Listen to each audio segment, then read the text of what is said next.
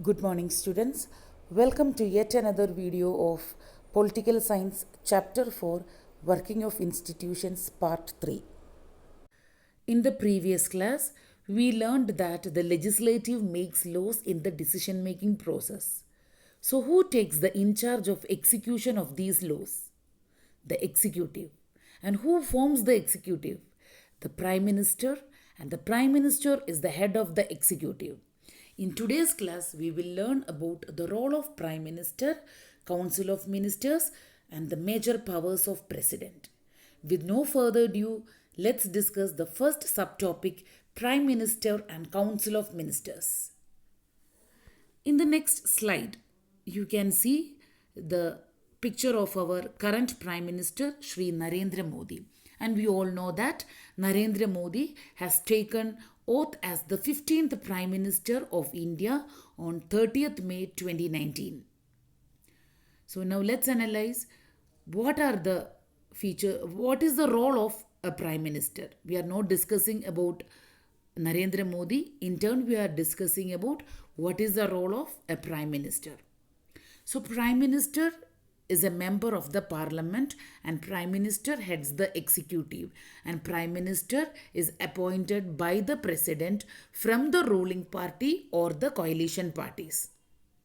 In case no party or coalition has an absolute majority, the President can appoint a leader of his choice as the new Prime Minister who is able to form a stable government and ask him to prove majority within a specified period of time.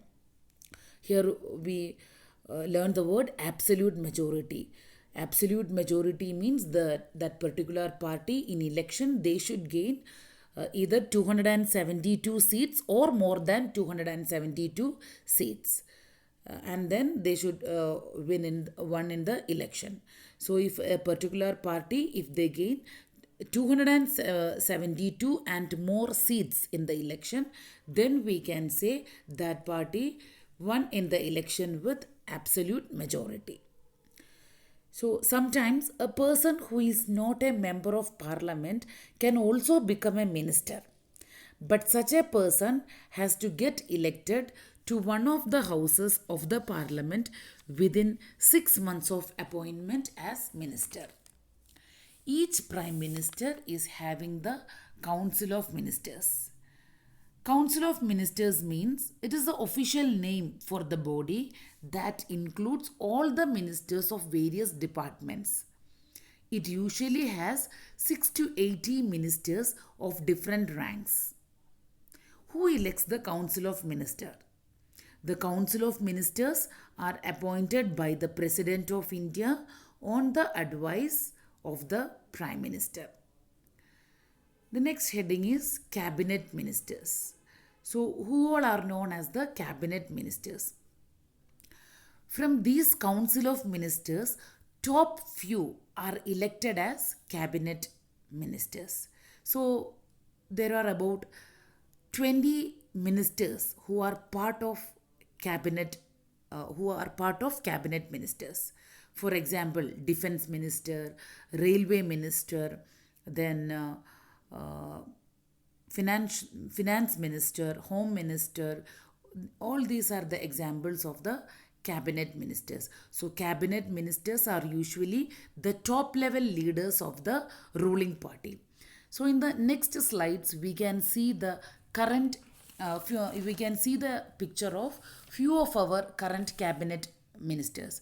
So first here you can see the picture of Amit Shah. Amit Shah is the Minister of Home Affairs. And the second image we can see that Nirmala Sitharaman. Nirmala Sitharaman, we all know that she is the Minister of Finance. And in the next image we can see the image of Rajnath Singh. Rajnath Singh is our Defense Minister. And in the next image we can see Ramesh Pokhriyal. Ramesh Pokhriyal is our Minister of Human Resource Development. And in the next slide you can see the picture of Arjun Munda. Arjun Munda is the Minister of Tribal Affairs. And here the next you can see the image of Narendra Singh Tomar. Narendra Singh Tomar is the Minister of Agriculture and Farmers Welfare. So these are the pictures of few of our current cabinet ministers. So as I said, cabinet ministers means usually they are the top level leaders of the ruling party. So now let's move ahead with the points related to cabinet ministers. So Prime Minister is the head of the government and takes most of the decisions in the cabinet meetings. Then we have ministers of state with independent charges as usually in charge of small ministries, and they participated in meeting when they are specially invited. So, ministers of state are required to assist the cabinet ministers. They are junior ministers to the cabinet ministers. Every ministry would have a secretary, and those secretary are the civil servants, and they will be writing out or drafting out major documents.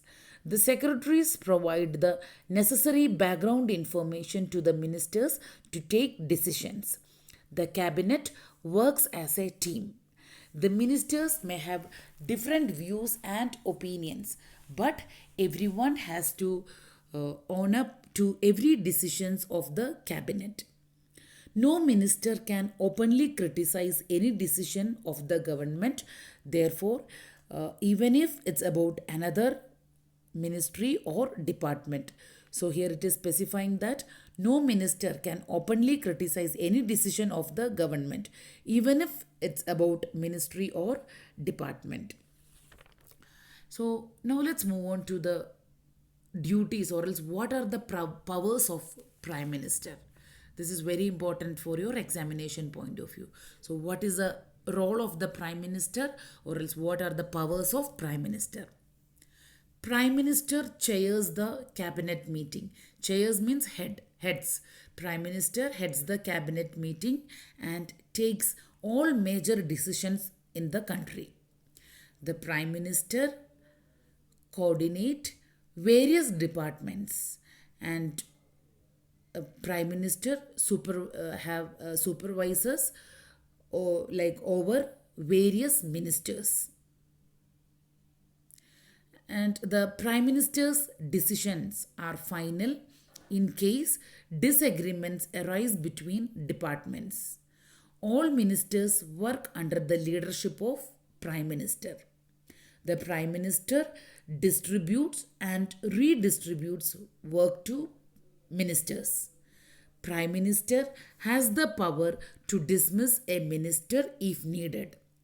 Some of the ministers have high concentration of power.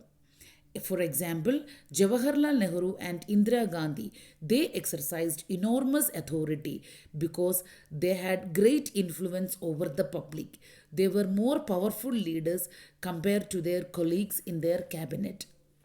The extent of power wielded by a prime minister also depend on his or her power of the prime minister. When we talk about the powers of the prime minister, it is important to understand the slight difference that the prime minister of a single majority party has and the prime minister of a coalition government. The prime minister of a coalition government cannot take decisions as he likes. He has to accommodate different groups. Coalition government is a government formed by an alliance of two or more political parties when no single party enjoys majority support of the members in forming government. Therefore, in a coalition government, the prime minister's say will be less because he has to heed to the views and positions of the coalition partners on whose support is required for the survival of the government. So, a prime minister in a single majority has more power, and Prime Minister and Prime Minister will be more independent in a single majority party, and he can takes the decisions more independently than the coalition government. That's all about the role of Prime Minister, or else the powers of the Prime Minister. The next subtopic is the major powers of the President. In this slide, you can see the picture of our current President, Ramnath Kovind. As I said, we are not learning about Ramnath Kovind. In turn, we are learning about the major powers of the President. The President is the head of the state and the highest formal authority in the country. President does not belong to any political party. President is not a member of the parliament. President is the head of the defense forces in our country. All the defense forces, all the three, like the army, navy, and air force. It means President is the head of the army, navy, and air force. President is similar to the Queen of Britain. He is the nominal executive, not the real functional. It means President has the nominal power. President supervises over functions of all the political institutions in the country. All laws and major policy decisions are taken in the name of the President. All laws and major policy decisions of the government are issued in the name of the President. All major appointments are done by the President. For example, all the appointments, like the appointment of the Prime Minister, Chief Justice of India, judges of the Supreme Court and High Court, governors of the state, the election commissioners, the ambassadors to other countries, all these major appointments are done by the President. All international treaties and agreements are made in the name of the presidents.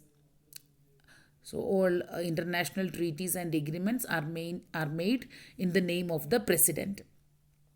The President exercises all the powers only on the advice of the Council of Ministers. The President can ask to reconsider its advice. But if the same advice is given again, the President is bound to act accordingly. The bills passed by the Parliament became a law only after the President gives consent to it. President can delay it and can send the bill back for reconsideration. If the Parliament passes the bill again, then the President has to sign it. The President cannot reject a bill which is passed by the Parliament. So these are the main features, or else the major powers of the President, or else the role of the President. So I'm concluding today's class by reinforcing few points. The President does not belong to any political party. President is not a member of the Parliament. The Prime Minister of the country is the Prime Minister of the country, the member of the Parliament. In fact, being the leader of the majority party, he becomes the Prime Minister. As the Prime Minister, he is the head of the executive. In a similar way, the Council of Ministers are also the members of the Parliament, and they are also the part of the executive. And the Prime Minister leads the majority party in the Parliament. The Prime Minister summons and presides over the meetings of the Cabinet. All the decisions by his Cabinet are taken under his leadership, consent, and authority. The Prime Minister acts as an advisor to the President over the appointments of his ministers, judges of Supreme Court and High Courts. And the Prime Minister is free to choose his ministers and can change their portfolios. So by this we conclude today's class. I hope you found this video useful. So in part 4 we will discuss about the next heading, that is judiciary. If you have any doubts related to today's class, you can mail your doubts to dmcsonlinequeries@gmail.com. So see you all in the next video. Thank you, students. Have a good day ahead.